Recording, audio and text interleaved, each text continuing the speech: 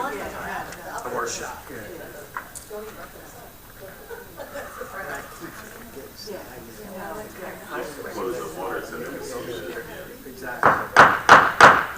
Please rise for the Pledge of Allegiance, and please remain standing for the invocation by Reverend David McMurray of the First Baptist Church of Blackwood. I pledge allegiance to the flag of the United States of America and to the republic for which it stands, one nation, under God, indivisible, with liberty and justice for all. Lord, we do come to you as citizens under this flag, under your name. And we're asking, God, I'm asking for a spirit of service and cooperation. That every citizen of this town, where most of us live, and some work here and have business here, God, I'm asking if this would be a place where we care about one another. We serve one another. That I serve my neighbors. That I'm looking after the welfare of people around me. And that spirit would spread. And I would cooperate, in my case, with other churches. And with this group and that group. And that sense would be amongst us. We would care about this place that we call home. Where you've planted us to be your light. And that we would do my little part, our little part, to make this place, as we say, a better place. To live, to work, to play. And I would do my part in bringing about harmony and productivity and not be disruptive to that process. Help me to think about what's good for us more than what's good for me or mine. God, give us that sense of community in this meeting tonight and all of my interactions tomorrow. In Jesus' name we pray. Amen.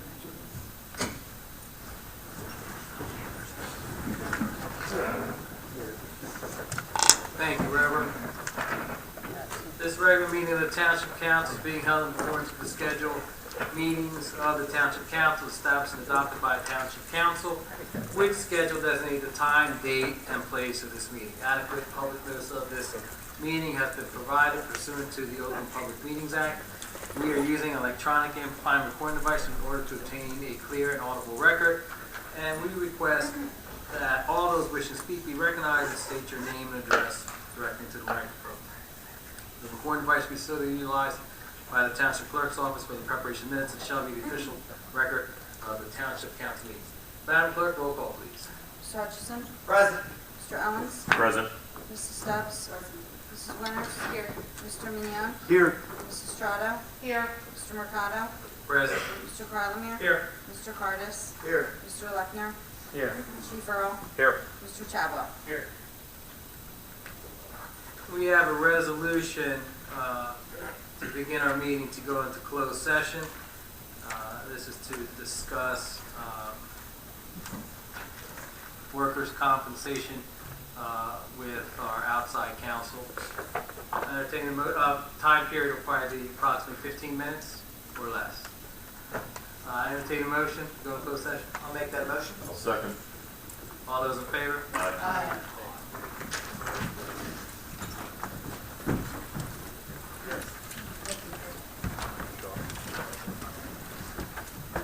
How are you?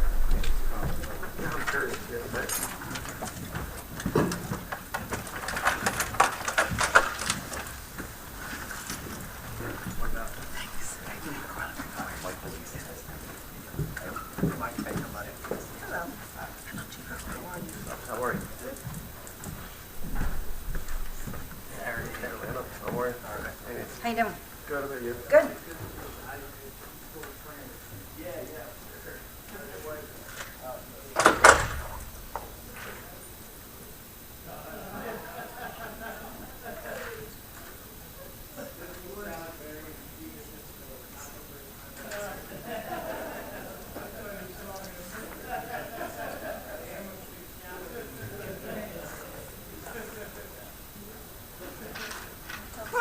Yeah. How are you?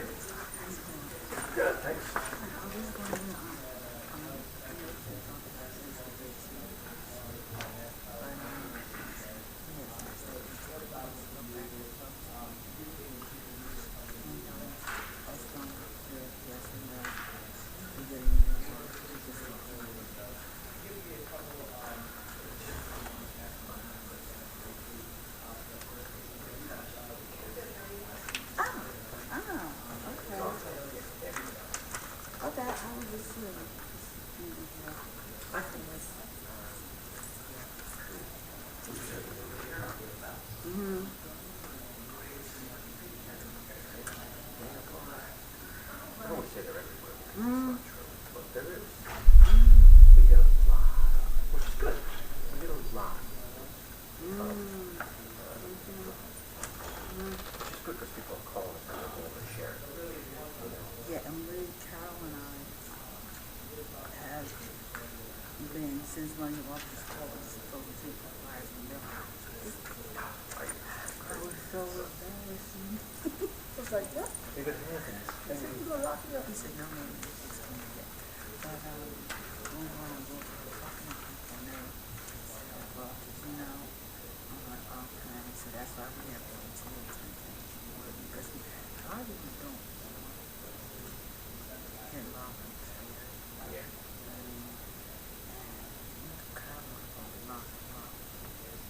It's not as good. It's just obvious, but it's not as especially on the road. That was Because everything there is understand. We definitely need some arrests there. I was gonna ask that. I'm not gonna keep you to it. I'm not talking to you. I was gonna bring that up because I know you know everything. And the only reason I say that is because I work for Township and I work for the city police. How did you know? Mark Farr, Are you kidding me? Joe Gallagher, I didn't know that. Mayor Farr, 13, Wow. How long have you been doing that? 16 years. Yeah, I was in charge of finance, corridor, construction, park, code enforcement, part of the force. So I know they talk. Did you apply with them? Mm-hmm. Yeah, I used to see a lot. Yeah, we still talk. You know, Oh, he's a nice guy, yeah. I've been going in the office for one thing, and then for like hours. He's such a lovely person. But, I know, by working with Joe out by Gloucester Township, I retired and then his son, Mark, and me and Mark have always been friends too, and they're apart, but I understand some stuff I don't know against this job. You know, you pissed off because they so out. Oh, he was the best. He was the best for us. But yeah, that's what I was saying. You know, that's I get my information about because I don't want too many people to know that. You know what I mean? Yeah, that's good. This council, Jen or Erica, because I'm sure you always have to do. Well, we were, but we didn't have time to have help.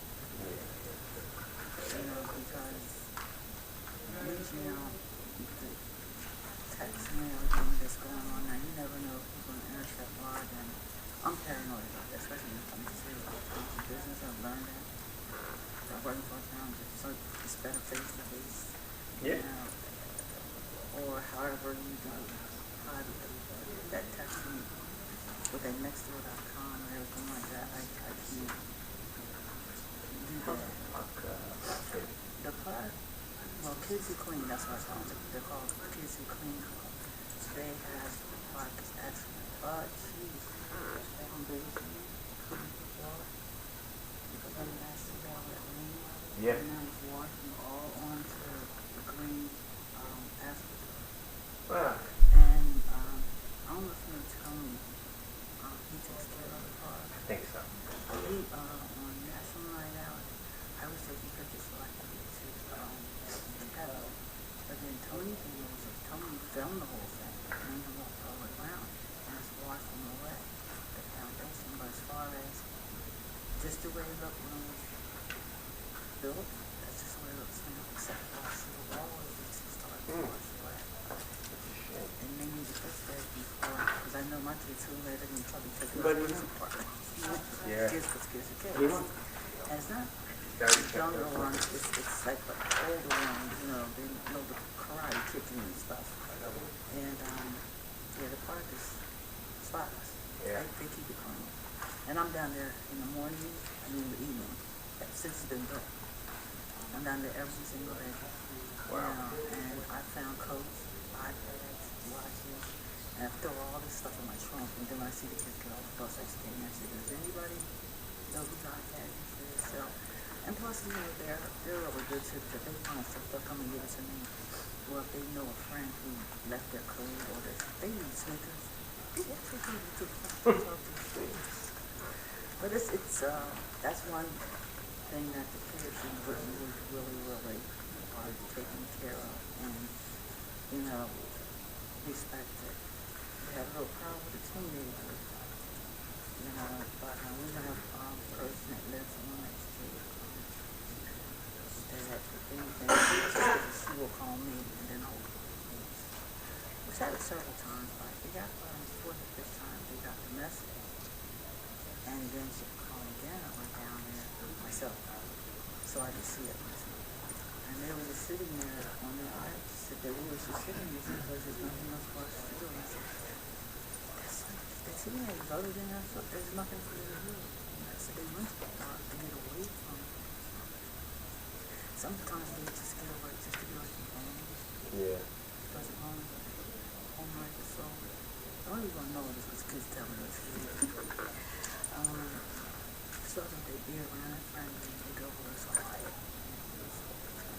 So I went and told, you know, my watch person that they were fine. They were just sitting there. I was like 10 of them. But they had a game and this club they had, and the whole thing. I don't know how to play those games. They were shooting off and stuff like that. But that's all they were doing. You know, so, you know, we were trying to, working on this winter, use my calendar, I haven't been there. We've been working on a lot of things. I don't know, the mailbox, that's still going. Yeah, we have to wait. We have to write a letter.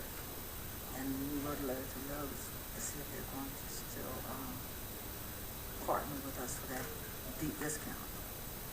And we're working on the trash can situation, which has really gotten out of hand. And I've been doing research on Gloucester Township, going green, Gloucester Township, you know, recycling, we're into the environment, everything in Britain Woods. It's the renters. It's not happening. And it's driving us crazy. If they would remove the yellow trash can, because we have no more abandoned houses anymore, by the way, they're all sold. Wow, awesome. And, I mean, it's a big difference. You should ride through one of those drive through. Like those yellow trash cans, which we talked to Kevin about today. He said we have to call Mr. Hart from Gloucester Township anyway and talk to him about it. Because waste management, when I talk to them, and I talk to the supervisor as well, that drives the truck somewhere Monday mornings, so I'm trucking them just to take all the trash from the state. And he said, man, we have to tell these people they can't mix recycle and these yellow cans. He said, because we get fined for that. You can't put trash, you know, this is recycle. So what they're going to do, they'll call up Gloucester Township and they say, we need trash. And they'll say, how many you need for it? It goes to your other way, trash, but they're mixing trash, recycle, which to me is just the process. And the guy was telling me that when they go to take the truck back and dump that stuff, he said they go through that stuff. And anything that's in it, and that don't, the truck, it's not supposed to be in there. You know, the guy who's driving, so he gets in trouble for that. He said, but if you're not supposed to pick it up, don't put it in that can. But we found out what we do is, they don't, when the empty gets back, they don't take the trash cans and put them away where they use.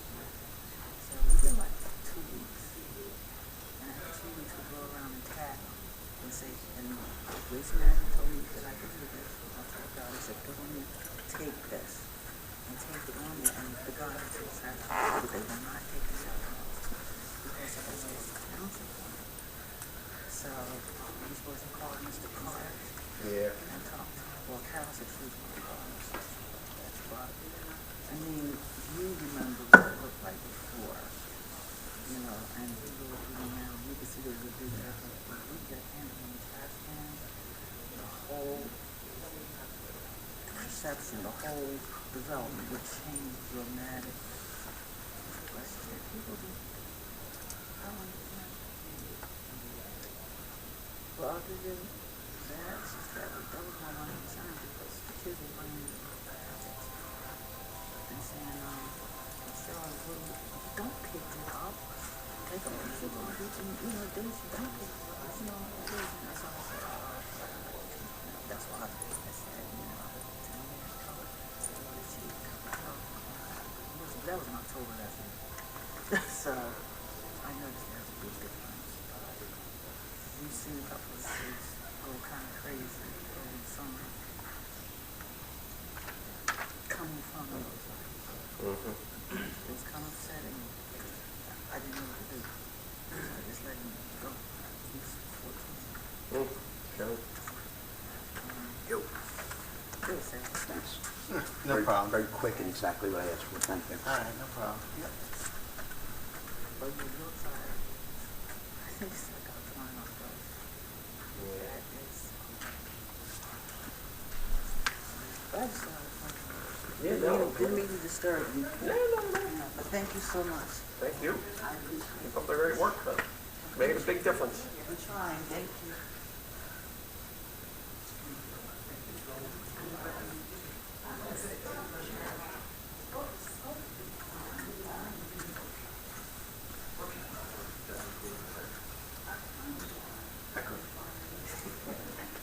No. Either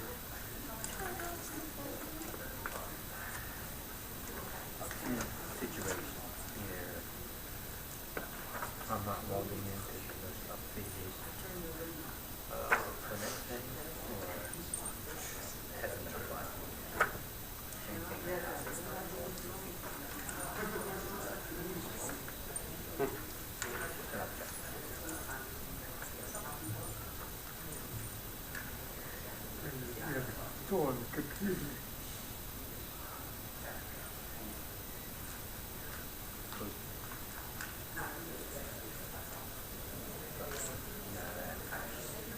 Garbage in, garbage out.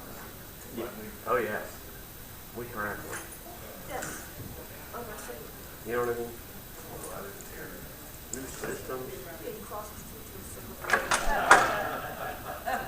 Yeah.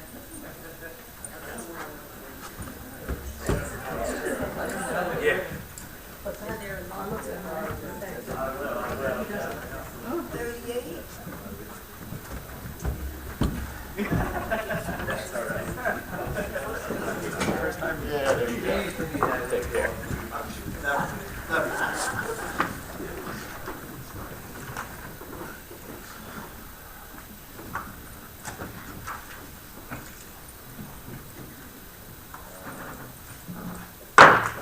Madam Clerk, can I have roll call, please?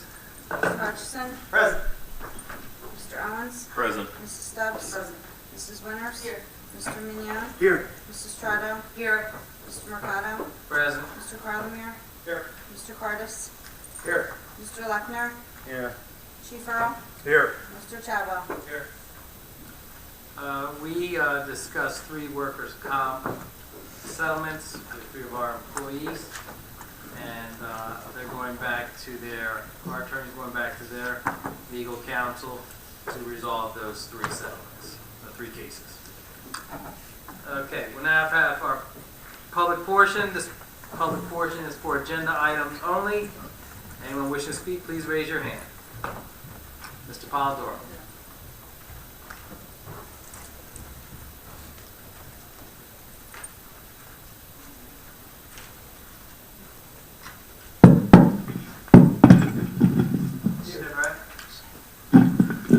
Good evening, Council. Ray Polidor from the historic village of Ariel. I have a couple of questions on tonight's agenda items. Forgive me if I don't know the numbers, I'm sure you will. Entering into a shared service agreement with Fire District Number 5, Lambs Terrace. Yes. It's a vehicle maintenance type agreement. It does not list details. It's a wide open shared service agreement. It's not naming the types of vehicles. Is this going to be for the engine ladder trucks, high technical equipment, or is this just going to be the 4-wheel personal type vehicles? Because it doesn't say and has no details for that shared service agreement. It's wide open.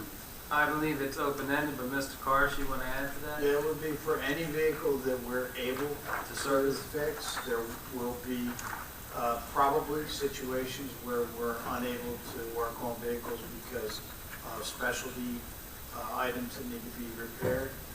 It's time and material, and I believe a 15% admin fee. Okay. With it being wide open, and I know that the fire apparatus is getting more and more technical through time, is that something, where's that determination going to be made, the qualifications for the maintenance crew that will be doing that? I'm sure there's got to be a certification to work on certain vehicles. No, not to my knowledge, no. We have certified mechanics at Public Works, and the person that would make the determination of whether or not would work on it would be Roman Harrison. He's the supervisor in charge of vehicles and maintenance.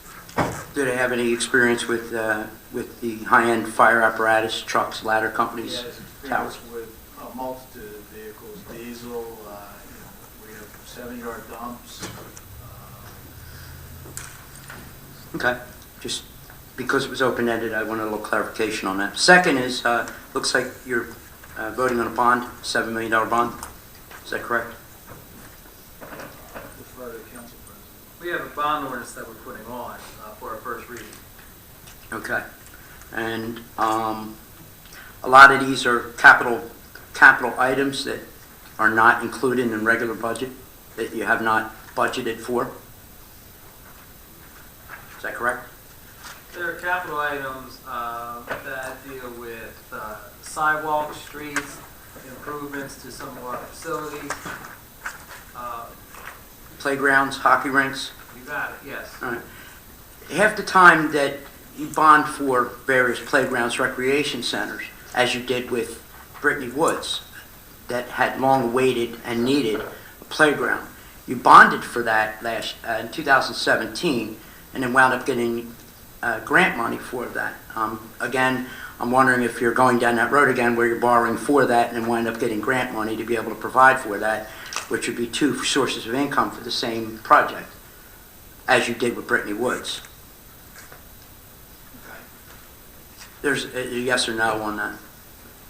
Is that the same path that we're heading down? Will we apply for grant money? Absolutely. But Then why borrow for it? because I'm not approved for grant money. We're not approved for grant money.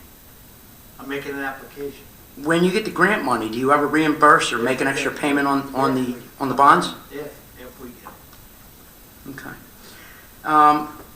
It also appears that you'll be voting tonight on banking another cap. Is that correct? Yes, Did I read that we're properly? Introducing an ordinance. Okay.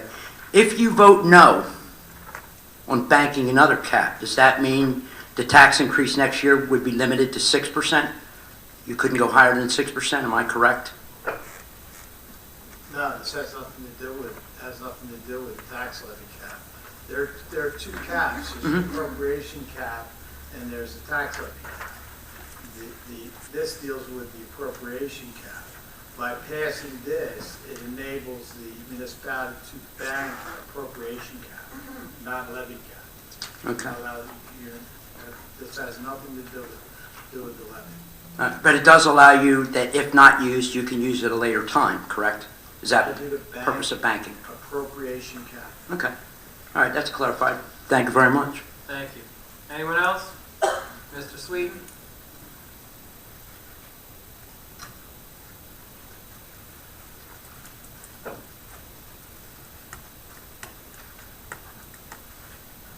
Evening, Council. Sam Sweet from Ariel.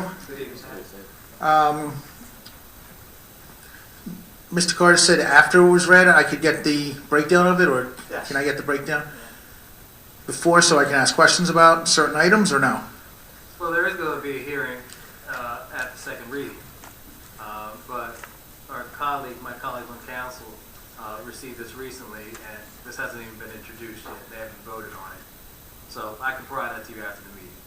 Okay, all right. Just so I'm clear, this is a bond ordinance. We're not bonding it. I mean, I think we've had gone back and forth on this. We're going to decide at a later time whether it's going to go permanent financing or loan, depending on the finance committee's decision, what rates are at the time. Is that correct, Mr. Cardis? Yeah, that's correct. This is a bond ordinance. This is the first reading of that bond ordinance. The second reading and public hearing for the bond ordinance will be, what is the meeting schedule? 25th. 25th. Then the bond ordinance goes into effect shortly after that. That only sets up the ability for my office to either permanently finance it or short-term finance it with notes. So there will either be notes issued or there will be a permanent financing. And by permanent financing, that's bonding, That's fine. and short-term notes is obviously, and that, obviously you don't know what the rates are gonna be at that time, so it's, last year I believe it was 1.87 was the short-term note? Something along those, because we've short-term note the last 5 years, correct? 1.87 is probably correct. And we've borrowed notes for the last 5 years, correct? I don't know if it's 5 years, 4 years at least, yes, Okay, and I believe if my numbers are correct, I think it's 27 million approximately. that we've borrowed. But now some of that's coming up for permanent financing? 27 million would be authorized, and I don't know if we have notes on all 27 million, but when we go to permanently finance, yeah, that'd be about the figure that we permanently finance. I don't have an exact figure for you tonight, so. Well, I'm just going by what's in the audited report from last year, the 17 audited report. Yeah, that would be a completely different set of ordinances to permanently finance and resolutions. Okay, all right, thank you. Thank you. Anyone else? Ms. Coyne?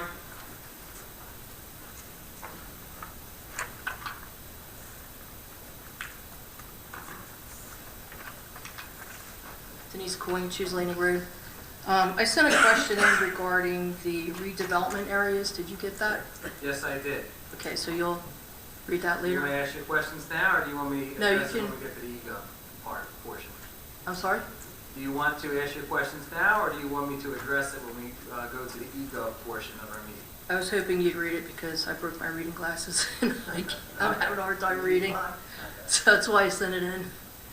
I did have a question though, in addition to that regarding the Nike base redevelopment area. Yes. I saw something online where somebody said something about the soil around there being contaminated. I was wondering if that is true, if anybody's tested it, if anybody knows whether it is or isn't. I know, Mr. Lechner, that site was remediated. I think my first year I got on council, it was in 04, 05.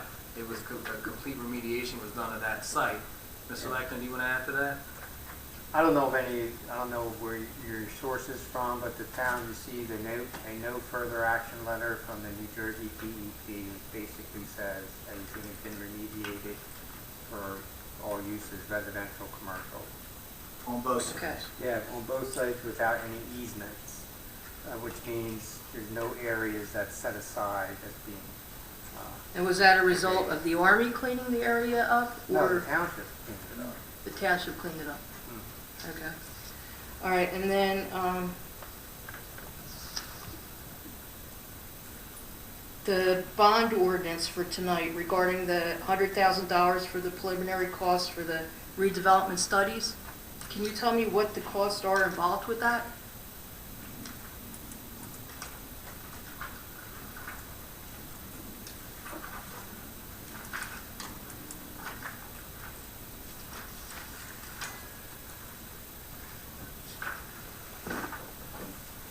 That falls under our community development office. Mr. Lechner, can you address that?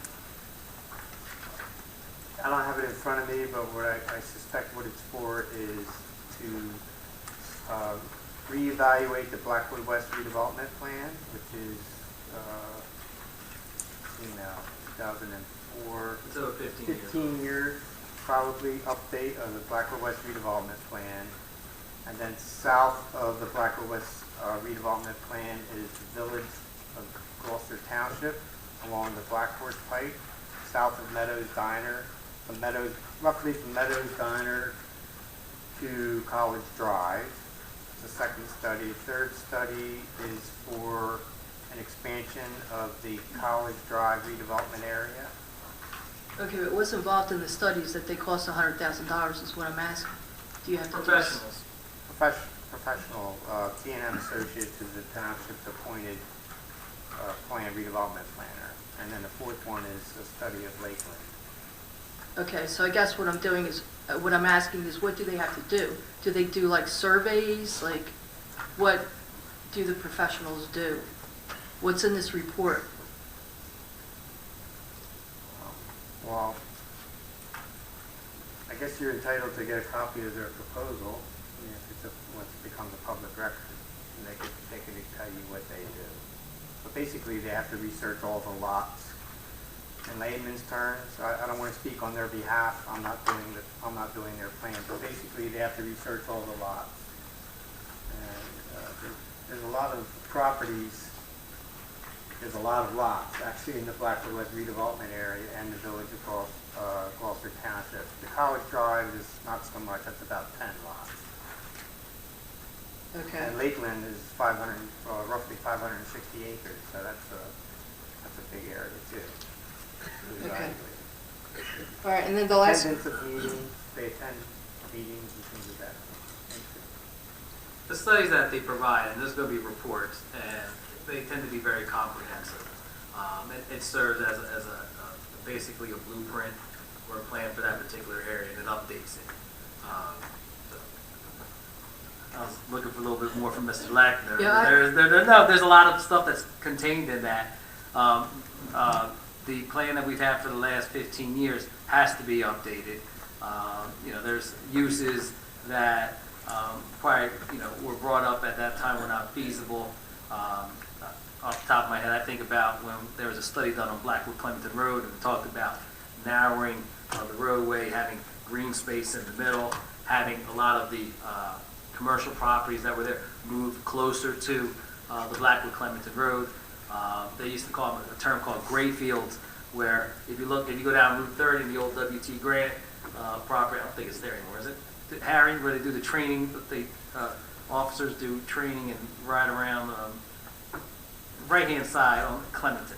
But anyway. No, I believe it's Something now? Okay. Yeah. But a lot of that old development, commercial development, where you had a lot of parking space in the front, and then you had setbacks with the building, one of those recommendations in that particular plan that was done in 05 or 06, I think Mayor Ralph Hatton was mayor at the time. And that was $98,000 for one plan. Yes. This is 4 plans. So it doesn't really have anything to do with whether or not a lot meets criteria as far as a It does, redevelopment they- area. No, that's does. exactly what it will be. Okay. They'll have to determine ownership, with the use of the property, they might have to research the deeds. Okay. It's 10 meetings. All right. So All right, then the, all all adds up. right, thank you. The last question I have is regarding the bond ordinance for Section 6, items A, B, and E. At the last planning board meeting and at tonight's redevelopment meeting, I heard that there were certain capital improvements that would be requirement of the redeveloper to agree to make prior to, I guess, you guys allowing him to be the developer. And I'm wondering if that's the case, why those items are on the bond ordinance. The 2 traffic lights, so like an example, E is for College Drive and Peter Cheeseman Road, and Berlin Crosskeys Road and Kearsley Road. Right. When the meeting that you sat in at 6:45, that's where the developer's putting in the light at the Berlin Crosskeys Road near the Acme site. So that developer is going to incur the costs for that. But what we have in our budget is costs for lights for College Drive, Peter Cheeseman Road, and Berlin Crosskeys Road, and Kearsley Road. Well, I went to the planning board meeting, and at the planning board meeting, they were talking about the bonds that were defaulted on, and the improvements would be added to this bond ordinance. So Mr. Carlmayer had brought up at our last meeting bonds that defaulted on Independence Drive. What did you hear at the planning board? He said Independence Drive and the traffic light across Keys Road. Parsons Road? He said that it would be a condition of the developer that you met with tonight, I believe. So I'm assuming it's the same traffic light. But, no, the light that's in this budget is not the light that you're talking about. Council President? Yes. There may be a confusion on a performance bond for Independence Boulevard that's on the agenda. Right, for the default, Resolution. yes, I saw that. Resolution 19:03-092, a performance bond to default on that. For part of the Independence Boulevard, there's a bond for it.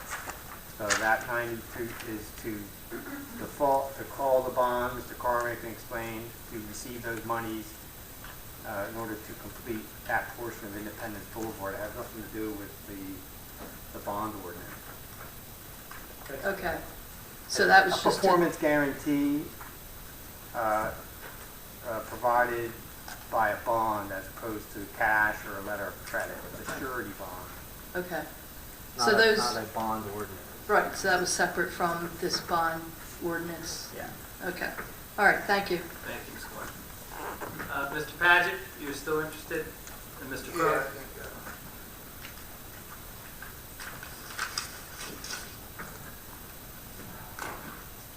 Good evening, council. Hello, Mr. Paget. Ronald Paget from Ariel. What I want to know is, are there any plans in the makings for inpatient rehab across from the college? Mr. Paget, that was approved a few years ago.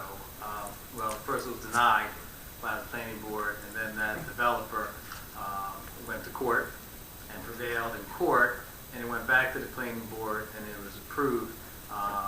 It's called RCA, Recovery Centers of America. They purchased the property from the diocese. To my knowledge, I drive by there, sometimes run by there, and I don't see anything that's taking place there. Mr. Lechner, are you aware through your office to community development permits have been taken out or anything has transpired there? We received permits for the portion that's going to be the hospital, and we've commented on them, and they haven't responded back. That's been last year, so I don't know what their status is. We did receive construction drawings. All our building, electric, fire, and plumbing, I believe they all may have had comments. I know the building subcode official had comments that we provided back to their architect, and they have not responded to our comments. That's last year. So I don't know what they're doing. Thank you, Mr. Lechner. That's a private company. Yes. Another question. Summer's coming, and I was wondering, what are the plans for the kids that's going to be out of school as far as jobs and activities? The township, do they have anything planned? To keep the kids off the streets and everything. Well, if you receive the quarterly newsletter that's sent out by the township, Mr. Paget, it's mailed out to all residents. And in that newsletter has a slew of recreational activities that are available, camps for kids of all ages. But also, there's also an opportunity for employment through the rec center, through the pool. We always need camp counselors and advisors. I know that like the middle school program or any program, if you start as a counselor the first year, the following year, you can get paid rather than volunteering. But it also looks good on your resume if you need some employment history. But I would, if you know of any children that are interested in that, to contact the recreation center. All right, thank you. Thank you Good very seeing you, much. Mr. Paget. Mr. Crowe? Good evening, Council. Paul Krug, resident Blackwood Estates. People, Paul?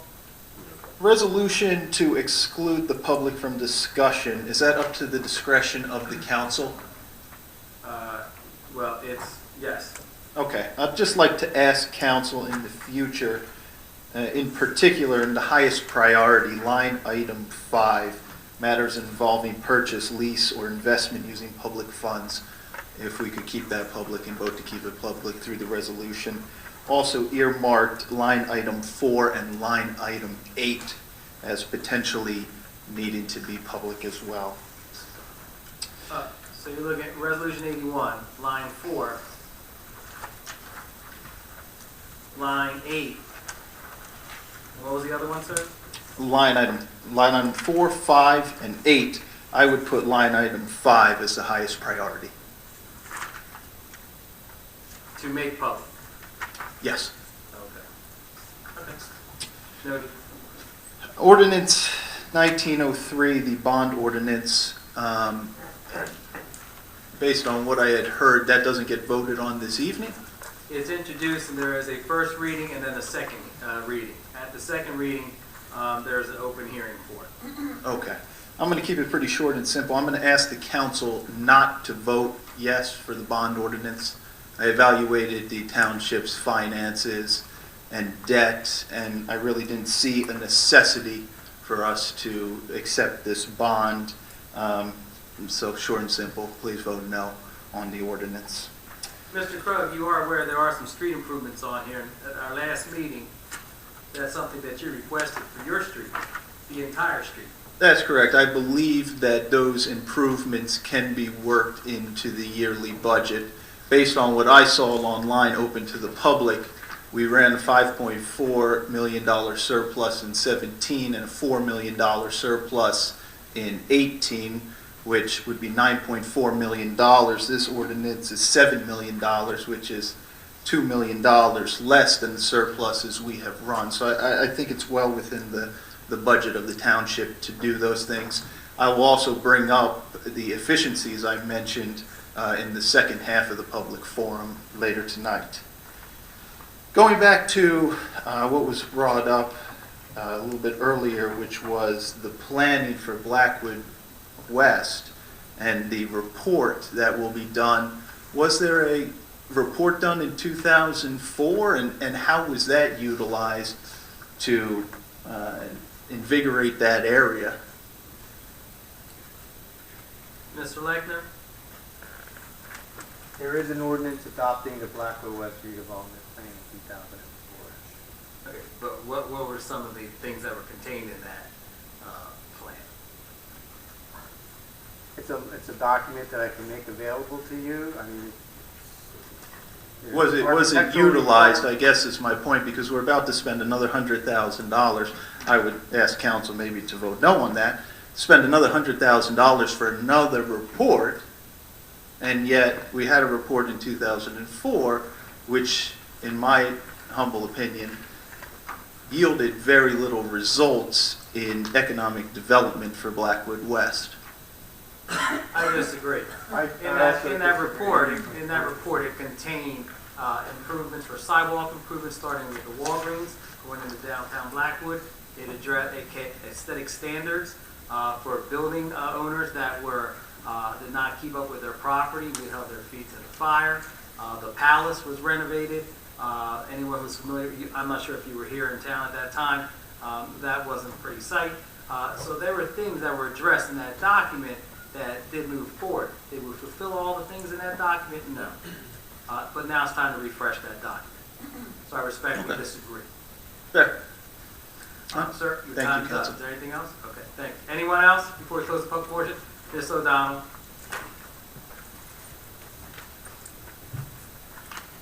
Ms. Shirley, before I go to Ms. O'Donnell, do you wish to speak to on an agenda item? No. Okay, all right. Jen O'Donnell, also from the Historic Village of Ariel. I just wanted to follow up on a couple things. Sorry. The Brittany Woods grant, was that put to pay down any of the loan that you took or bond or whatever you took out for the Brittany Woods playground? Was it put to pay down? You got a grant after the fact. Did you then put it back onto the loan or the bond? It went towards paying the project cost of anything that's left in the capital budget can either be appropriated and moved to another line item, or it can be canceled to fund balance. And that's basically the way that's handled. So it went back to pay down the loan that you took out for the playground. It went towards the cost of the playground. part of the cost that was bonded or not bonded? You don't take the money and put it back to the bond and say, we're going to pay the bond down now. Once you borrow the money, you borrow that money for a determined period of time. Let's say, for example, 11 years or 12 years. That's pretty much the average of a general obligation bond. There are various items in there that have various maturity schedules. That is spelled out by the state of New Jersey local bond law. There's a list in there if you read through that. So that is set. So what happens is if you have monies left over from a project, let's say it's a street project, doesn't have to be a playground project, you can either move that over to use it for another, you can amend the ordinance to use it for another area, another street. You can move it, you can amend it and move it to another section, drainage, playgrounds, recreation, vehicles, or you can cancel that to fund balance. So do you know what you did with the grant? Was it moved to another project? The money for the grant went directly to pay for the improvements for the grant, for the month. What you borrowed, from what you borrowed, okay. The Nike base, you said the township, if I heard correctly, remediated that property? Before you go any further, is this an agenda item? Well, Is this an agenda item? well, someone brought up the Nike base, I'm assuming it was on the agenda. No, she had a question. Well, since you opened it up for summer jobs, I'm assuming was not on the agenda. I'm just, Ms. you O'Donnell? already set that standard. Okay. So can I, We're it's gonna my adhere last to it. one. We're going to adhere to it. Thank you. We're going to adhere to agenda items only. Okay, so is the housing that's going to the Nike base on the agenda? No, it's not. There's no housing on the agenda for the Nike base. For the Nike base? No. Ordinance for.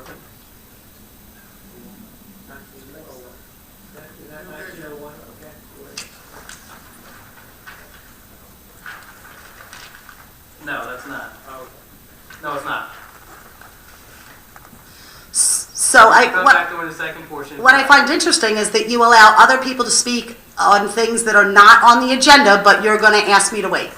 Yes. But you already allowed other people to speak. Ms. O'Donnell, do you Got have it. anything? Thank you. Have a great evening. For that, we close the first public portion. Waive the reading, accept the minutes of executive sessions January 2nd, 2019, February 4th, 2019, regular sessions January 14th, 28th, February 11th, 2019, and February 25th, 2019. I entertain the motion. I'll make the motion. Is there a second? Second. On the question, roll call, please. Mr. Hutchison? We'll abstain from February 4th and January 28th, yes to the rest. Mr. Owens? I abstain on January 28th and February 11th, yes to the rest. Mrs. Stubbs? I abstain from February 11th, February 25th, yes to the rest. Mrs. Winters? Yes to all. Mr. Mignon? Yes to all. Mrs. Strato? I abstain from February 4th, yes to the rest. Mr. Mercado? Abstain on the 14th of January, yes to all. Noreen. Next, we have our ordinance of first reading. There will be no public hearing. That is for our second reading. It's a bond ordinance authorizing the acquisition of various pieces of capital equipment and the construction and completion of various capital improvements in and for the Township of Gloucester, County of Camden, New Jersey, appropriating the sum of $7,055,119, therefore authorizing the issuance of general obligation bonds or bond anticipation notes of the Township of Gloucester, County of Camden, New Jersey, in the aggregate principal amount of up to $6,716,544, making certain determination and covenants and authorizing certain related actions in connections with the foregoing. This is for a capital budget, including that capital budget, our sidewalk improvements, street improvements to 15 streets throughout the township, drainage project that could reach to $1 million, traffic signals, recreation, public works and building improvements, public works, street equipment and vehicles. In addition to that, parks and recreation maintenance, and police department equipment. That? Yes, sir. Drainage would not be included. Drainage will be a separate ordinance because that's funded through the NJEIT program. They're low interest loans. Based on the capital budget. Yeah, it's in the summary. Thank you. Right, yeah, but it's not part of the ordinance. Would I entertain a motion? I'll make that motion. Is there a second? I'll second. On the question, roll call, please. Mr. Hutchison? Yes. Mr. Owens? Yes. Mrs. Stubbs? Yes. Mrs. Winters? Yes. Mr. Mignon? Yes. Mrs. Trotta? Yes. Mr. Mercado? Yes, next is ordinance -19-04, its first reading. Ordinance to exceed the municipal budget appropriation limits and to establish a cap bank for the calendar year 2019. This allows us to increase the capital year 2019 budget by up to 3.5% over the previous year's final appropriations. Mr. Carrs, is there anything you want to add to that? No, most importantly, it allows you to bank cap. Without it, you cannot bank cap. I entertain a motion. So moved. Thank you. Is there a second? I'll second. On the question, roll call, please. Mr. Hutchison? Yes. Mr. Owens? Yes. Mrs. Stubbs? Yes. Mrs. Winters? Yes. Mr. Mignon? Yes. Mrs. Trotta? Yes. Mr. Mercado? Yes. Next is ordinance 0-1901, and this is the second reading. There will be a public hearing. It's ordinance of the Township of Gloucester, County of Camden, State of New Jersey, adopting amendment number 7, amending ordinance 0-02-30, commonly known as the New Vision Redevelopment Area Plan, to establish the New Vision Single-Family Residential Overlay District for a part of Block 18301, Lot 1301. Mr. Leckner, do you want to add anything to that? Just that the planning board heard it on February 26th and recommended approval, so I'm waiting for their resolution. All right, we'll open up the public hearing. Mr. Sweet.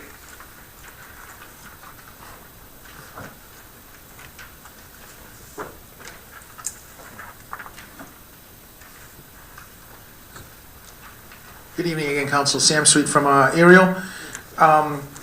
Just so I'm clear, these comments are only related to this ordinance, correct? That's correct. Okay. Where is Block 18301? That is Cobblestone. Mr. Leckner? It's, the area in question is basically, if you're going down Mullen Drive, it's between Mullen Drive and the lake that's part of Lakeside Business Park. Cobblestone. Cobblestone. Okay. I don't know, but it could be. Aren't you planning, Guru? You don't know the... I don't know every name of every development in the town. Okay. Respectfully. All right. I'm just going to ask, New Vision, are they also doing, aren't they doing the Nike base? It's part of an entire, that was the name of the redevelopment plan called New Vision. Okay. There's different developers. There's different developers. Okay. That's my confusion. Okay. Thank you. Thank you. Anyone else? See, Ms. Coyne?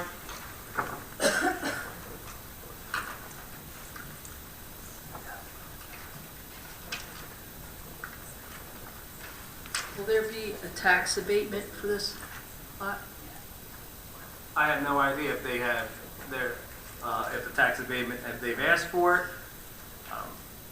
Mr. Leckner, are you aware of, well, they haven't even made an application. This is something I'll go through the tax assessor. As of now, I'm not aware if they even applied for it. Which A tax abatement for this residential development. I would have to defer to the tax assessor, Exactly. Chuck Palumbo. Okay, well, as a redevelopment area, are they not eligible to apply for a tax abatement? They are eligible, correct, Mr. Carter? But off the top of my head, Mr. Carter, correct me if I'm wrong, I don't believe we have any redevelopment areas, residential developments where individuals have received a tax abatement. That's correct. Okay, but that's currently, doesn't mean that they can't apply for it in the future if they're in a redevelopment area, correct? Would they, but here's the thing, these are single-family homes. Correct. I know that. The developer, why would the developer seek a abatement for homes that he's going to sell to 21 different property owners? I don't know. That was, that's why I'm asking, because I don't know. It's unlikely. Okay, so based on that, you're saying that the tax abatements would more likely be for apartments, townhomes, and not single residential homes? Franklin Square is a place in Glendora. If it's a commercial property, those are the places that most likely receive and have in the past received tax abatements. What about apartment buildings? Would they be likely to receive a tax abatement also? I don't recall anything that has been built that received a tax abatement. Franklin Square is a pilot program. That's a pilot. Right. Okay. All right, but then the commercial property would be eligible for, so like the Lakeside Business Park, that commercial property would be eligible for a tax abatement being in a redevelopment zone, correct? What part of the Lakeside Business Park? The entire park? The or commercial part. Which commercial park? I know there's a commercial part of it. I don't know. You would know better than me. Well, you were asking me the question, Ms. Well, I don't know. There's Lakeside Business Park is a commercial redevelopment plan. But isn't there also 21 single-family homes going in there? No. Not Okay. a Lakeside Business Park.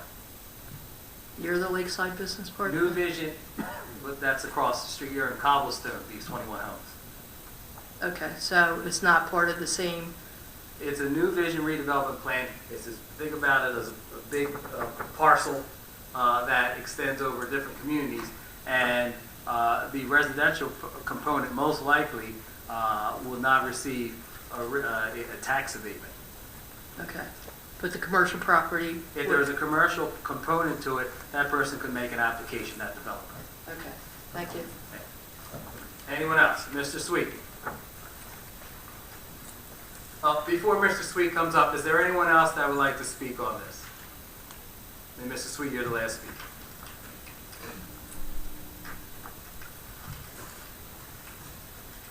Sam Sweet from Ariel. I apologize for my confusion on this. The New Vision is the plan for all the That's the name of the redevelopment. the whole redevelopment. Okay, so there's 21 single-family homes going in Cobblestone with this, on this, Along Mullen Drive there. along Mullen Drive. The homes that are going on the Nike base, they applied for exclusion from low-income housing, and they paid a 3%. And they're part of this New Vision as well, the whole plan? Well, I don't know if they've paid they haven't paid anything yet. Well, they applied for it, and they're supposed to pay it. Hold up, back up. Let me just clarify what's happened.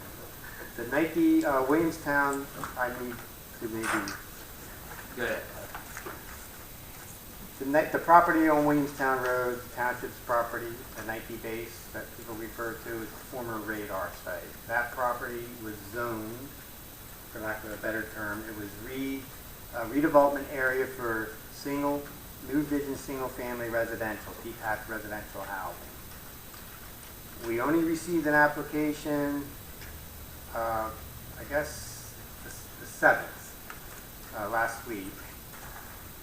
And I don't, they had maybe a concept plan, but I haven't received an official plan from the applicant on that project. I think they're looking between 72 lots up to 76 based on the density. That's one. That's the first New Vision single-family residential zone. The second, this ordinance is to take about 9 acres on Mullen Drive, between Mullen Drive and the lake.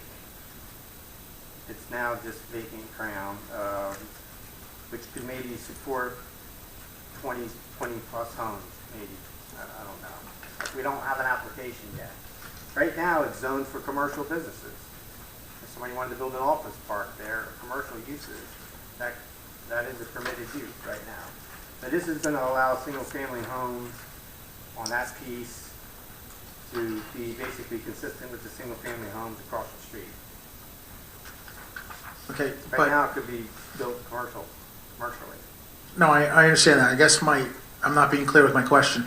Both of those are being referred to as New Vision, which is this grand project. New Vision redevelopment area encompasses basically a large intersection of Williamstown Road and Berlin Cross Beach Road. Okay, It includes the Lowe's, the Target, the Gloucester Town Center, the Nike-based property, Lakeside Business Park, the Camden Diocese property, the area behind Lowe's.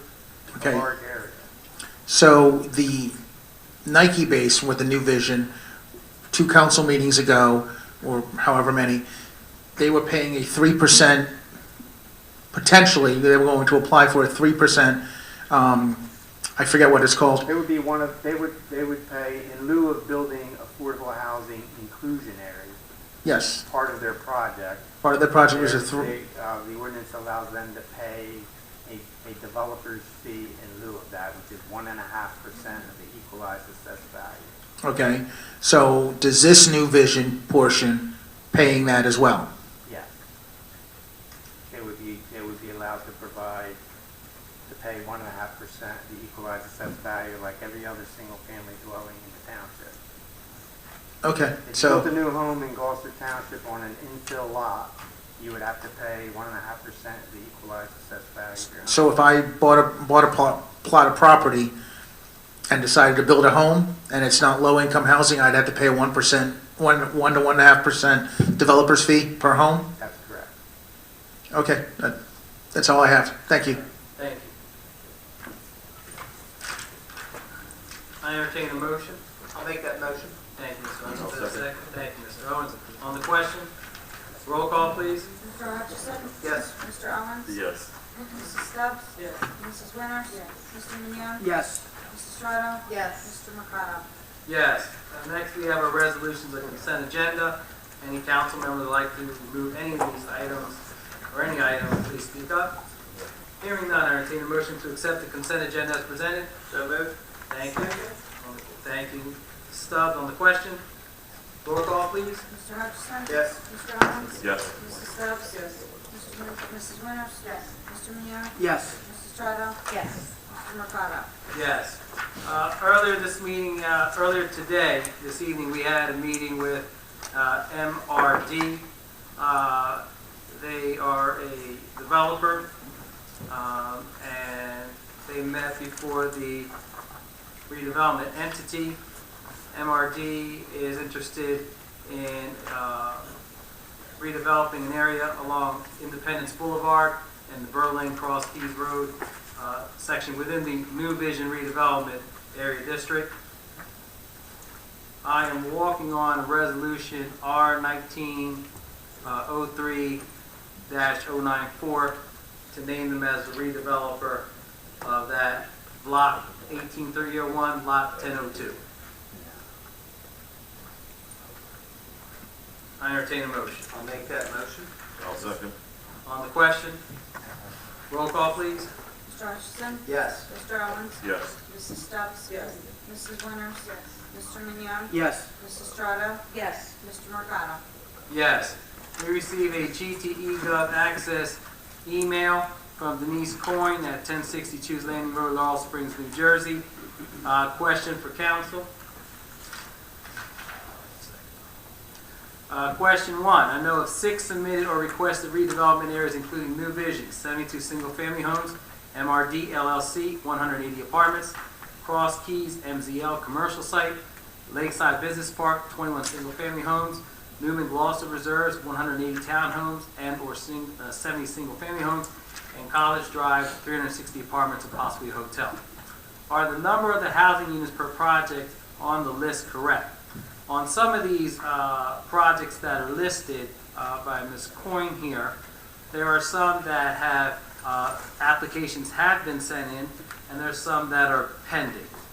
The approved applications is the Newman Gloucester Reserve, the 180 townhomes, market rate. The pending applications for DKGT LLC, that is 72 single-family homes in the Nike base. That is market rate. The proposed ordinance today for Mullen Drive, the New Vision Single-Family Residential Overlay District, 21 homes. That is market rate.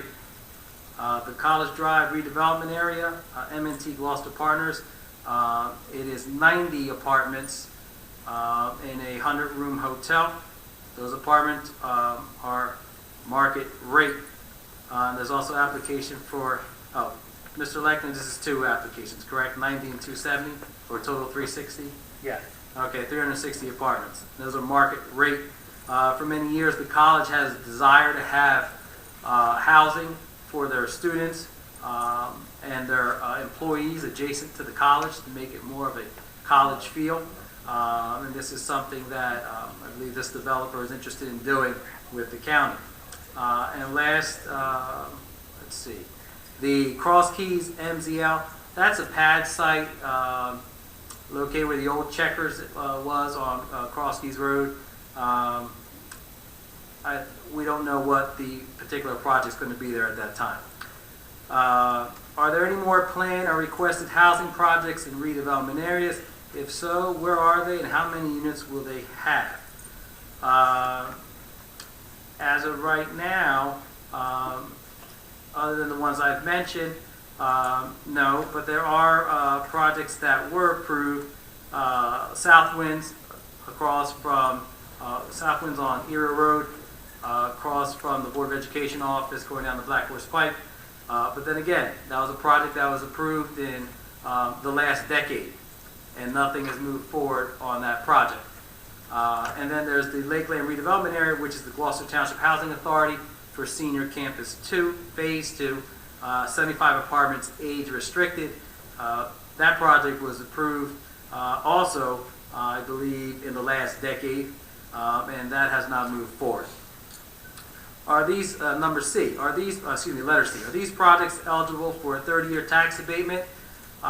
In my time here, or Mr. Carmer, you can correct me, I don't recall ever providing a 30-year tax abatement to any entity here in the township. That's correct. Are any of these units going towards our affordable housing obligations? If so, how many and in which areas? I think the only thing that would go towards that is the ones that were dedicated from the Southwinds project, 100 affordable apartments. And Mr. Lechner, will we include the senior campus for the age restricted, the 75 apartments? Yes. Okay, those are the only two that would go towards that. Okay, now we'll open up our second public portion. I do want to remind the public that you are limited to 5 minutes per person, and there is a 30-minute time limit. If you're not aware of our how we run our meetings, it's listed on the last document on the billboard. So as we go through the calendar year, I'm sure there are people that will try to push that 5-minute time limit, but we will adhere to it during our second public portion, and also the 3-minute time limit during the first public portion, and we'll try to stay on task. So, Ms. O'Donnell, I'm going to ask you to come back up to open up our second public portion, followed by Ms. Shirley, who's anticipatedly waiting.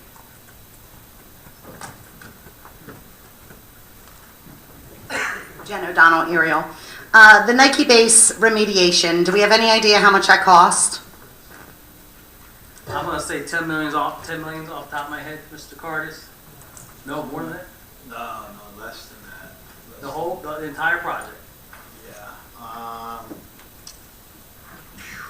I want to say it was under 2 million. I would think so. It goes back a long time.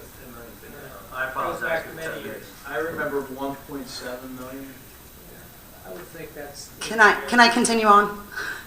I'm sorry, the clock's going and you guys are chatting. You said Gloucester Township paid for that, correct? It was answered under 2 minutes. I heard you. Yes. Mr. Mercado. This is how I run our meetings here. Okay, great. I run my meetings here. Okay, if we if we are having a conversation back and forth, we'll extend the time. So we'll agree. I got it. Was under 2 million. I got it. Thank you. Gloucester Township paid for that? Continue. Gloucester Township paid for that, I thought I heard you say. Is that correct? Mrs. Cardis, Mr. Lechner? I believe. Yeah, I believe it was actually bonded, yes. It wasn't the federal government. It wasn't the U.S. Army. So we couldn't go back to the Army and we didn't get any grants from the military for that? No. And we sold it, it cost $2 million to remediate and we just sold it for $1 million, yes? Or we just sold a portion of it for $1 million? We sold a portion of it. Half of it or bigger than half? Do you know? Off the top of your head? 27 acres, Mr. Lechner? 27, 23? I'd say it's larger than. Larger than half? The Williamstown Road property is about 27 acres, and the Burling Cross Key Road property is about 20 acres. So Waytown Road is 7 acres larger. And that whole thing is considered the Nike base, yes? That whole thing was remediated? Yes. Got it, thank you. Ms. Shirley?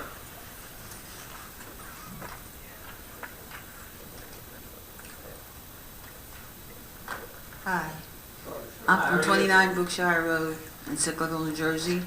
My name is Shirley Johnson, and I have a question. Do you know if they're going to pave another street in Brittany Woods this summer, this year? Pave another street in Brittany And Woods so, this summer? which one? So I've heard. I'm going to take a look at our street improvement list, and Berkshire and Wiltshire Road?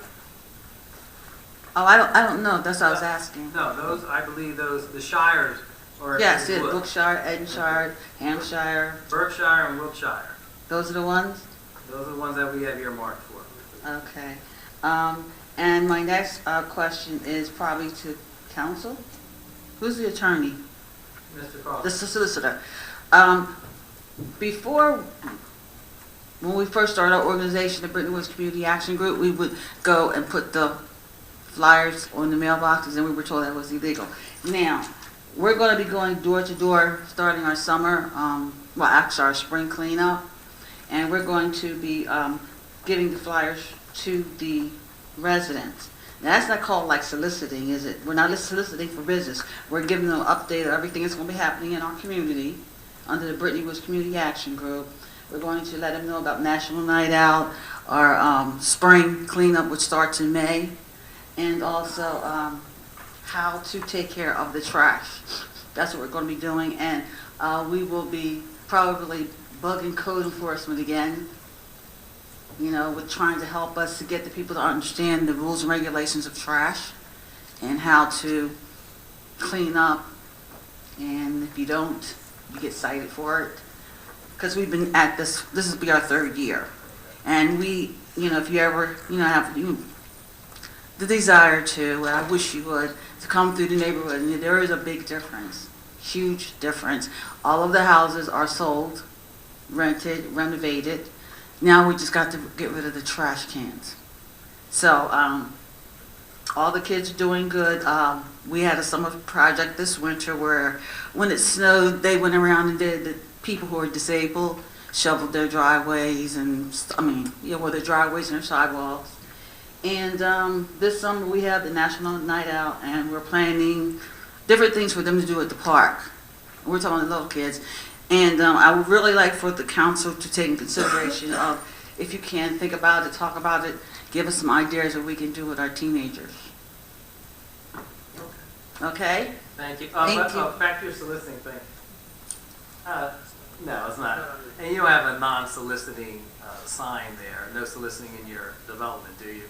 No, we just, No. what Carol, Grace, and I do, we knock on doors and talk to people to give them information about what code enforcement, you know, what the rules are, what the ordinances are, so that keep them abreast of what's going on. Even though we're on Facebook, whatever, you know, social media there is, we found that they like it when we give them the flyer because they put it on the refrigerator. Okay.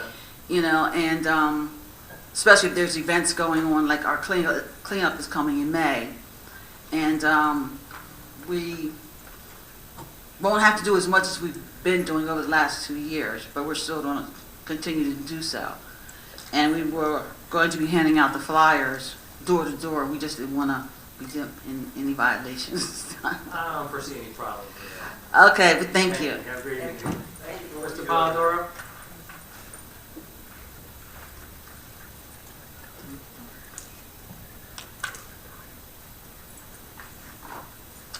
Good evening again, Council. Ray Polidor from Ariel.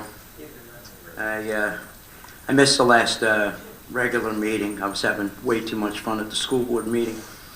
I understand that Mrs. Stubbs had announced her retirement.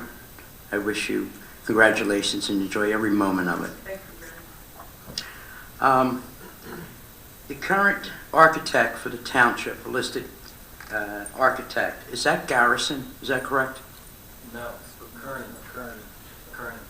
When did we cease using Garrison?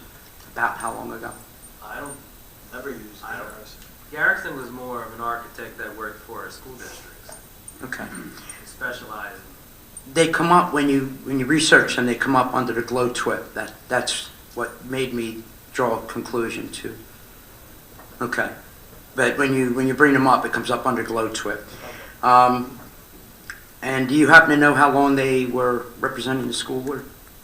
I don't have any idea. Okay. Because it's pretty painfully clear that we're having some roof issues with the schools, and Garrison may or may not have been the architect back then, which is leading to a great deal of money being spent that doesn't have to, that the taxpayers really could afford to do without. Second point,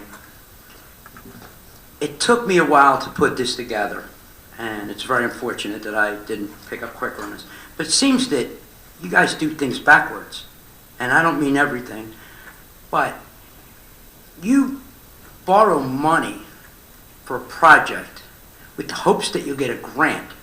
You're sitting on money. If you get a grant, the grant does not help out the bond. Once we got the bond, we're bonded. We're in debt. Then you get the grant money, and we're sit. And in two cases, like I said, with playgrounds, a lot of money for one thing, and then we got leftover money that just seems to go in interesting places. I'll leave it at that. Why isn't it that you apply for the grant first, and then if you don't get the grant, then put a bond on it? It just seems that to be so practical, rather than borrowing ahead and worrying about a grant. Why not use a little common sense and apply for the grant first? It seems awkward. What interesting places? Wherever you said it goes, where it gets reallocated. You said interesting places. Well, interesting is you named it as a line item elsewhere. That's interesting. What specifically? What interesting? You weren't specific. I'm quoting you. I didn't say it was interesting. I just said it could be moved around to other items or it could be canceled. Well, not for nothing, but And when we prepare the capital budget, we did not have the application in for the grant because that period of time has not started yet. And yes, we put enough money in there to complete the project. well, let's In the get event we don't get the grant. the grant first, and then borrow if you don't get it. I don't mean to be sarcastic about that, but it moves around. So that's people's money. The grant will not cover the entire project. And let's keep in mind, grant money's not free money. It's money from a different taxing bureau, from another pocket. It's still our money. And as I said, the grant will not cover the entire project. When other towns still do put their bonds before the voters in a referendum, you guys seem to borrow chunks of money a lot at a time. Some years more than others. What other towns put a bond ordinance on for referendum? There's other towns, and it doesn't just... What specifically? Give me one. I don't need to get into specifics. I'm asking... I don't know one. I don't know one that does it by referendum. We'll check around. In any event, let me ask you specifically with Gloucester Township. Why is it that you don't put any bonds before the people to vote? It's not the method that is prescribed by the state. And the state is in real fine shape. I appreciate their recommendation and guidance. Go to Trenton and talk to them. They allow you to do things. You can choose not to. No, I mean, follow the law. well, not for nothing, but as Mr. Mercado indicated a couple meetings ago, when the governor recommended this rain tax, Mr. Mercado thought it was a joke. It is a joke, but it allows a municipality to raise taxes for that. It is a joke. Now, what you do with it is up to you. Let me move on to my next and last point, and then I'll wish you all a very good night. It seems a long time ago you guys were discussing our very loyal police department's contract, and I have not heard anything about it since then. Has the administration come to terms with our police and taken care of our police? Is a contract done? With our rank and file, that is not, we're not resolving. Is that correct? As far as How long has this, it's a couple of years? Contract expired on December 31st of 2016. And is there any reason that that's held up in our police or not? We're not done with that.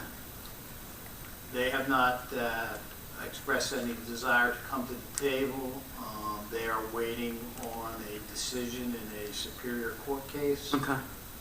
that involves Chapter 78 contributions for health insurance. That's my understanding. So the answer is it's in litigation? Or litigation is playing a part in the delay? I don't think it's in litigation. It was, I believe an unfair labor practice was filed, and it's in arbitration, but nothing's happening with it because of the waiting the outcome of this, I think it's Ridgefield Township decision. Okay. Just looking to see our police taken care of. Everyone have a great night. Thank you. Anyone else? Mr. Krug? Good evening again, Council. Paul Krug, resident of Blackwood Estates. I'd like to start off with a special thank you to Council President Marcato and Councilwoman Trotto, the police chief, and the police department for attending Officer Anthony Caramilo's pinning ceremony on Saturday, March 2nd with his ill father. He's an acquaintance of mine, and I know it meant a lot to the family. Also like to send a thank you to Anthony and Ken for responding promptly to my questions from the last meeting via email. Anthony and I had a back and forth in what I had brought up during the last meeting as far as aqua water digging up the street and then is going to be repaving the street. I think there was a little bit of confusion, and I want to clarify that for council. What I was saying was, I think through public-private coordination, meaning Aqua is contracting Pioneer Pipe for the manpower, the equipment, and the expertise to be out there and mill and repave half the road. Well, we know that they're going to be there. The township knows that. And when you're project managing a project like that, that's half the battle, is the logistics to get them out there. So if the township coordinated with Pioneer Pipe and said, we have 1,000 feet on the other side of the road to be paved, how much would it be? Now, Anthony brought up some good points in our email chain, which was he receives rudimentary diagrams, and it could be an open budget. I'm not suggesting we leave it as an open budget, but maybe we use this next year as a test bed for this program to see if we can have the coordination between public and private. So I just wanted to clarify that. Ken also got back to me as well with the shops at Gloucester Township and said that the owner's looking at a grocery chain. They're at level 1 negotiations. There are 2 more levels above that. It doesn't really answer why the shopping center has been left in a degraded capacity for, by my count, 4 years. I asked Ken to pass on the community's disappointment, and I hope maybe the council will also express their disappointment with the developer. He was also kind enough to put me in contact with Triad Associates, specifically Brian Hamels. I spoke with Brian this past Friday, and I have offered my time and effort to the Blackwood West development effort along with the Art District effort. Brian's supposed to get back to me this week. I brought up one other question during the last meeting, which was how does Township plan to steady property taxes so that individuals can build a long-term life in Gloucester Township? When I got home, I wrote down the answers and I evaluated them, and I'm going to read them here back to you, and I'd like you to evaluate them as a citizen of Gloucester Township. And these answers were provided by Councilman Hutchinson on behalf of council. The first was Haddonfield has higher taxes. My evaluation was it's an answer of that could be worse. It could be worse. I've never been very fond of that answer. I don't think it gets to the root of the question. So let's cross that off the list. Second answer was proximity to Philadelphia, New York City, the Jersey Shore. Well, property taxes go to support the schools, the parks, the libraries, police and fire, etc., not for a proximity tax to a location. So I crossed that one off the list. A preference not to live in South Carolina. While I share Councilman Hutchinson's preference, I don't intend to live in South Carolina, my preference towards Virginia and Pennsylvania is much more positive, and they so happen to have much lower property taxes than we do have. Now, the fourth and final answer was high taxes are a systematic problem throughout New Jersey, which this I found to be an insightful and useful answer. We acknowledge that there's a problem, and while it may be a systemic, complex problem to solve, we took the first step. We acknowledged it. So by reflecting on these answers, we realize there is a problem. We realize it's complex. But during the last council meeting, the first portion was a program that honored citizens in our community doing the hard work, conducting themselves with diligence, and asking the hard questions and answering the hard questions. And I asked the council to step away from the state, to look at the problem, to cut the bloat, cut the fat, and address this issue head on, just as we honored these young men and women during the last meeting. I thank you all. Thank you. Have a great evening. Anyone else? Miss Shirley, you're up already. Miss Shirley, gotta wait till we have anyone else. Miss Coyne?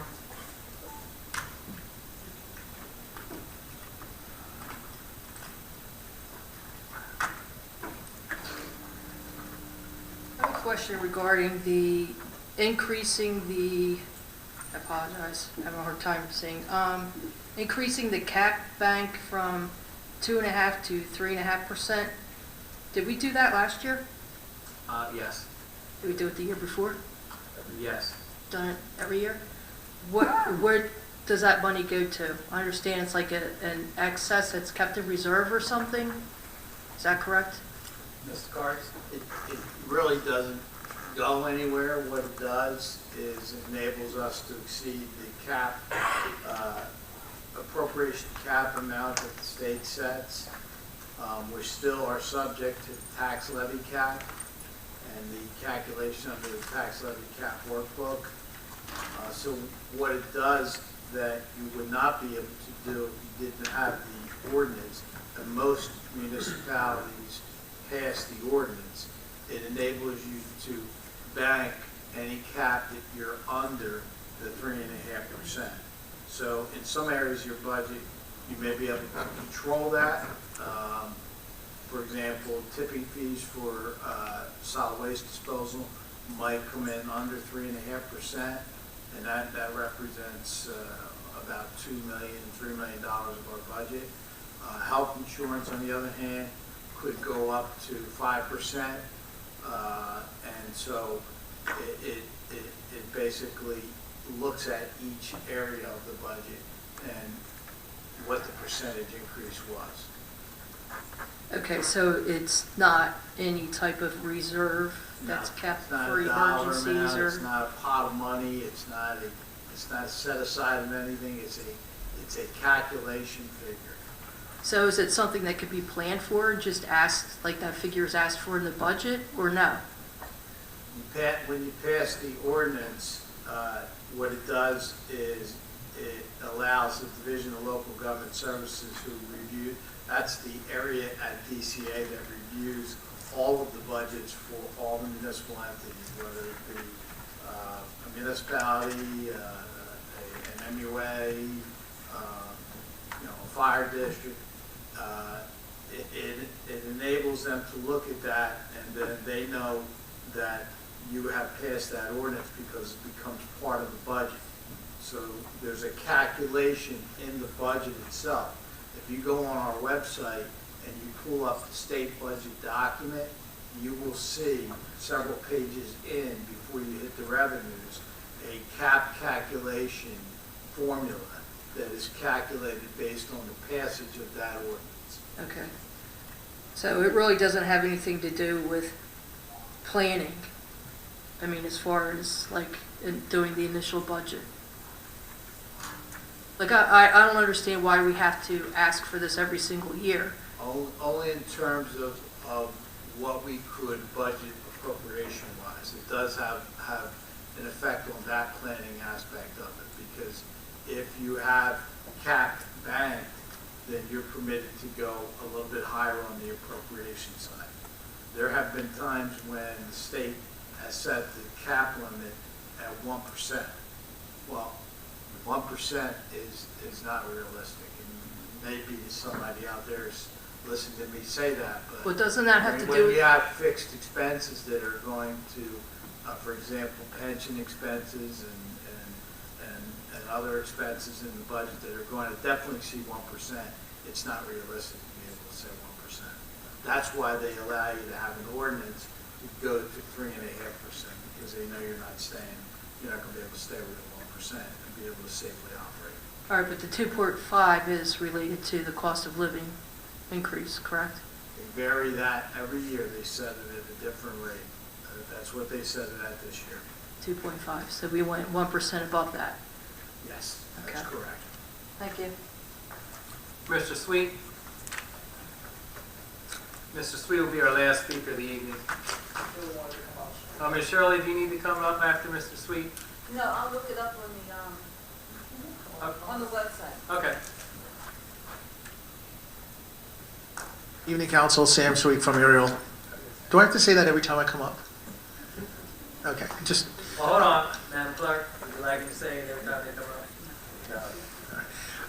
just for clarification, I'm going to go back to the bonding and grants and all that, just for clarification. So last year we borrowed 5.2 million. I'm going to round this numbers. Borrowed 5.2 million. In that was various projects. So let's assume there was a project there for a playground for 110,000. All right, and that's what you budgeted for. That's not necessarily what it's going to cost, but that's what it's budgeted for. You borrowed that money now. You get the money sometime in June, whatever. You turn around, you build the park. The park costs $70,000.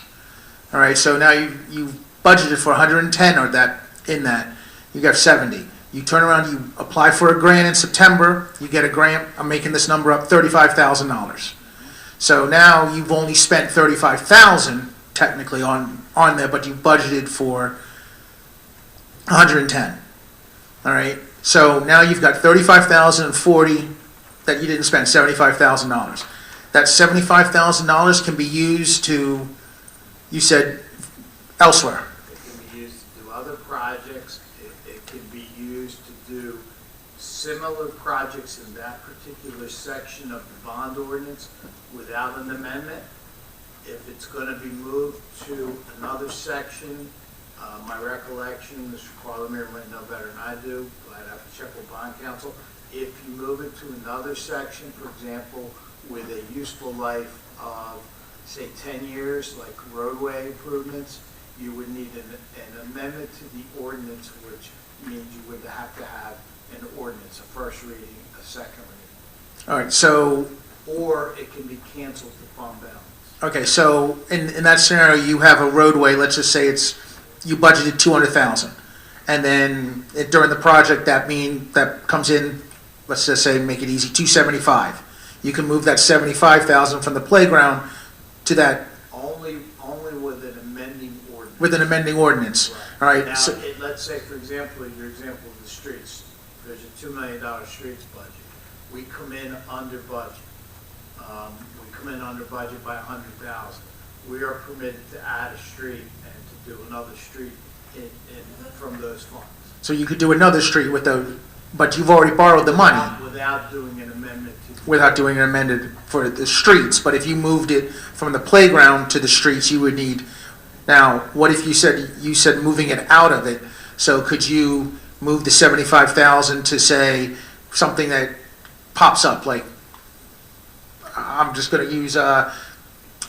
They want the police. And no offense to this, I'm just saying they want to build a shooting range. So you couldn't move it to that came up out of the clear blue. But you would need an amending ordinance. You would need an amending ordinance, even though that wasn't because that's not on the capital bond. That's correct, because it's in a So that's something else. All right, so you could move it there, but that would need another amending ordinance for that. Okay, all right.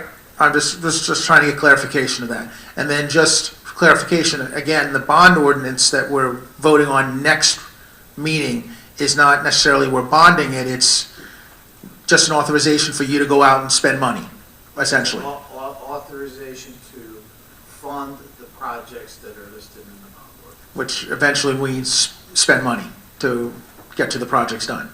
There's a cost associated with the items in the budget. Okay. With all these new visions and all the new homes coming in, has council sat down with school board and determined anything or had any kind of preliminary conversations regarding what we're going to do with schools? I mean, we're having about 1,500 homes come in, potentially? No, No? we have not.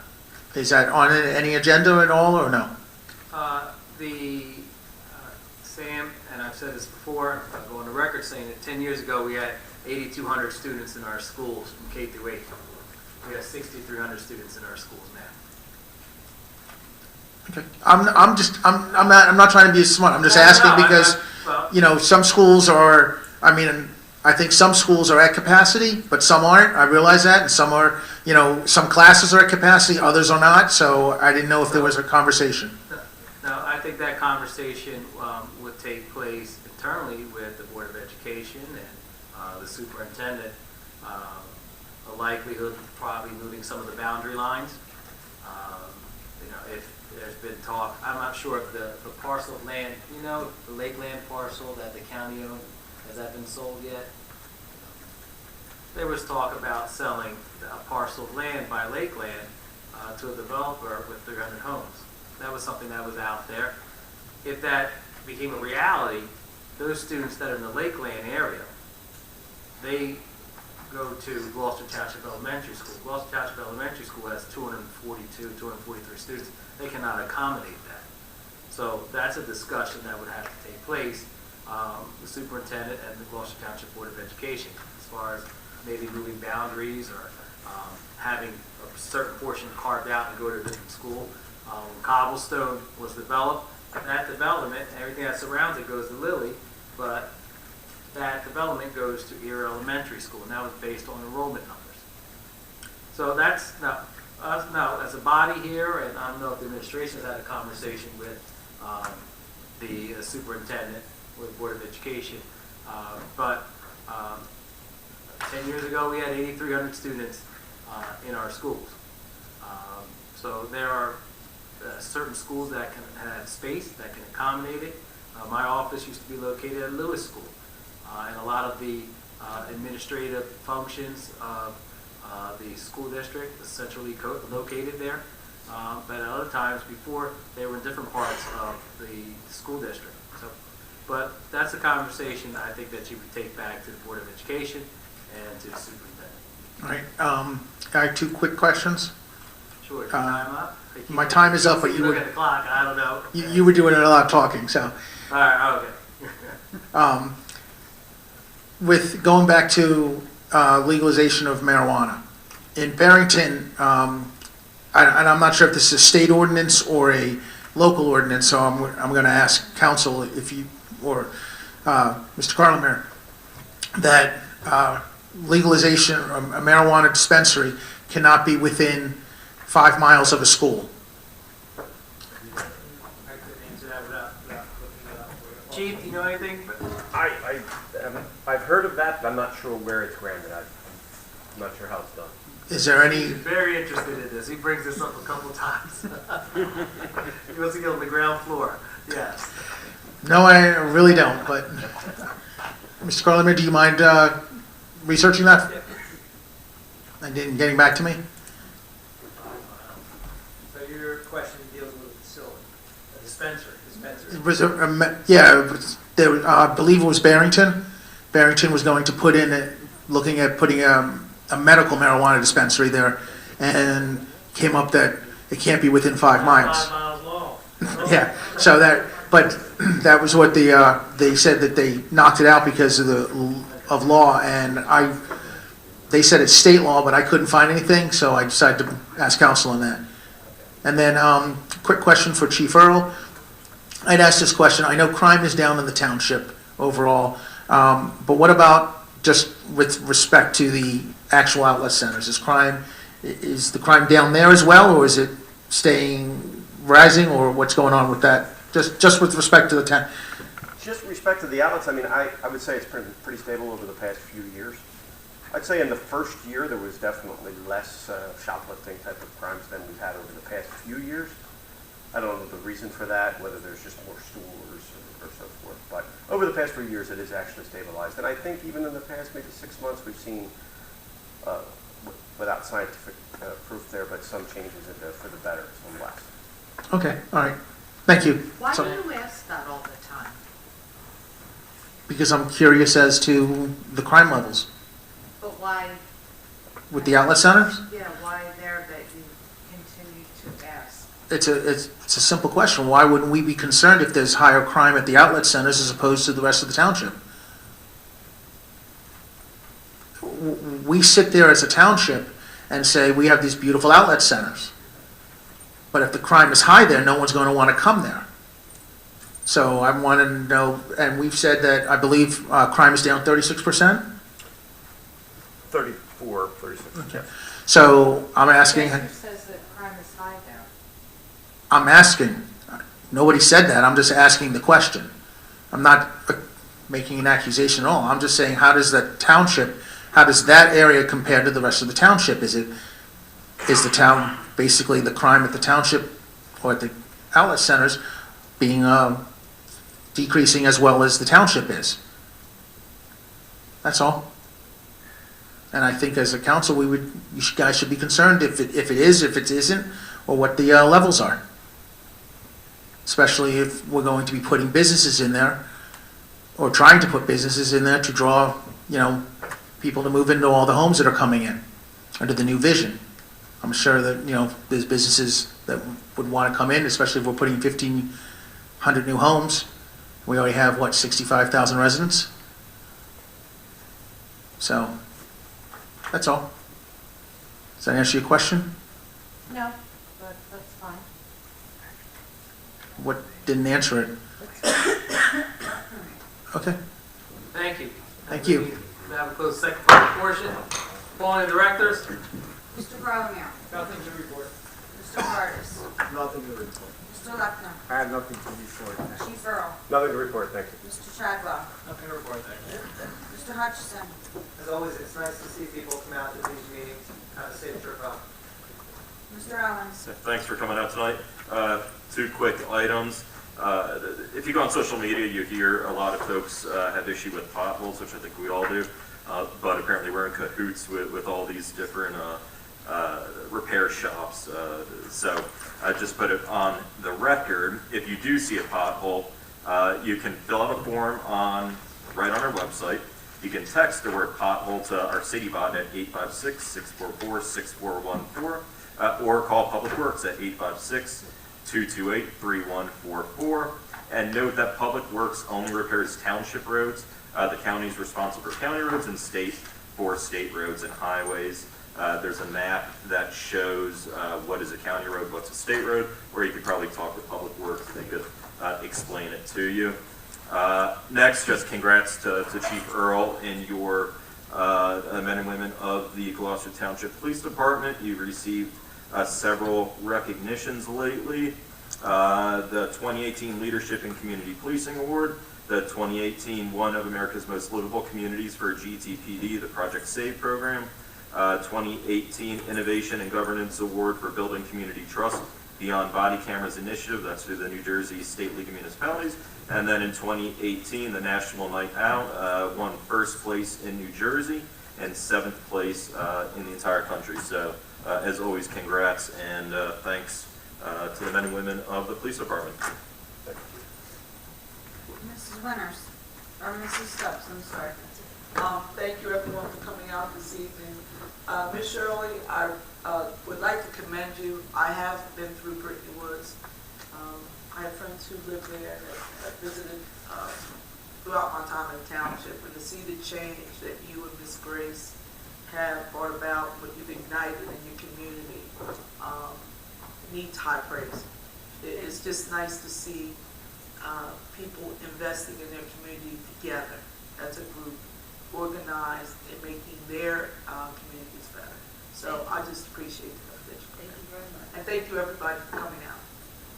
Mrs. Winters? I also want to thank everyone for coming out, and congratulations to the chief and all the men and women that help us and serve us. And I'd like to echo Ms. Stubbs for your Shirley and Carolyn. I think you guys do a wonderful job. We've been out there for a couple different events, and you can see the differences in the neighborhood, and, you know, keep going. It looks great. Yes, it's arduous work, but we're going. We're going. Thank you. Mr. Mignon? Thank you all for coming out. Thank you all for your questions. Everyone be safe. Mrs. Strato? Sure. Couple weeks ago, Councilman Mignon and I had the opportunity to go to a swearing-in for 2 career firefighters in our Blackwood section of the town, and it was really a nice night to be a part, to see how 2 districts are working together to make sure that the community stays safe, and to make sure that coverage is provided 24 hours a day, 7 days a week. It was a nice affair to be a part of, and I thank them for the opportunity to swear their firefighters in.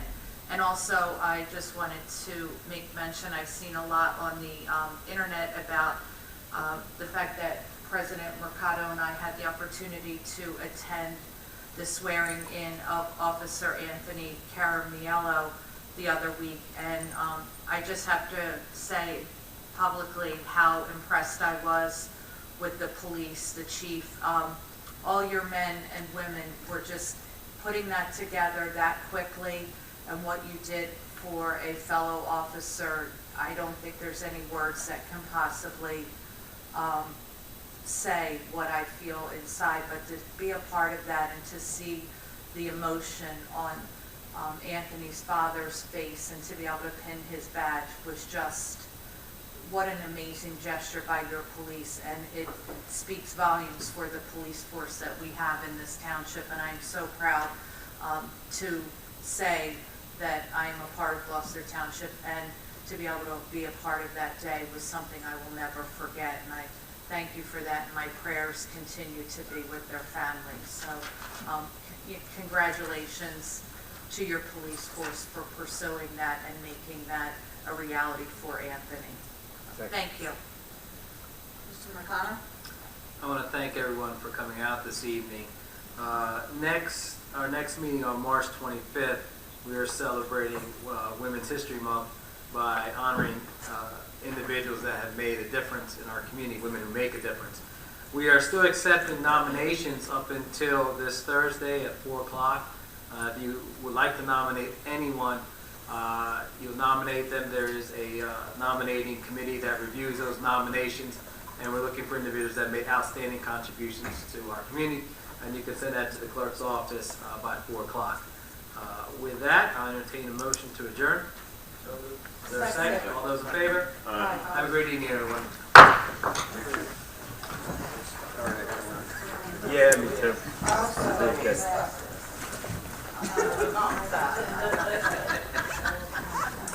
They do it all the time. Good night. Good information. Yeah.